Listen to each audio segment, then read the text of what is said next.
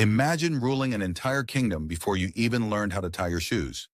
That's exactly what happened to Pharaoh Pepi II, the boy who ascended to the throne of ancient Egypt.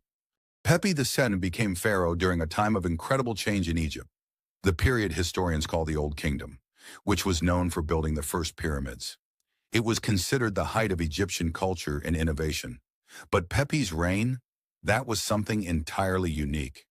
When Pepi rose to power, his kingdom stretched from the fertile Nile Valley to trade routes deep into Africa.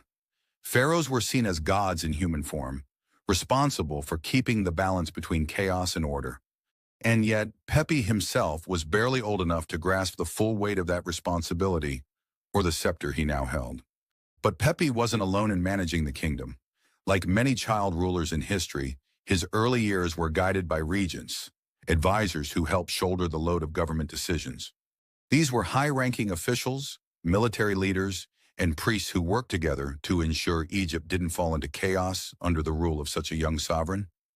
It was a delicate balancing act, but Pepi's dynasty stood firm, for a while anyway. What's remarkable isn't just how young Pepi was when he became pharaoh, but how astonishingly long he reigned. Records suggest he ruled Egypt for over 90 years, a feat unparalleled in history. To put that into perspective, Pepi started his reign while pyramids were still relatively new and continued ruling into an era when Egypt's neighbors regarded it as the center of the world. During his reign, Pepi saw massive changes unfold. Egyptian society became more decentralized as local governors began amassing power. Trade networks expanded, bringing goods like ebony and incense from distant lands. However, his kingdom wasn't immune to challenges. Toward the end of his reign, political fragmentation emerged as a growing issue. Despite these obstacles, Pepi's name remained etched in the annals of history as one of Egypt's most enduring rulers.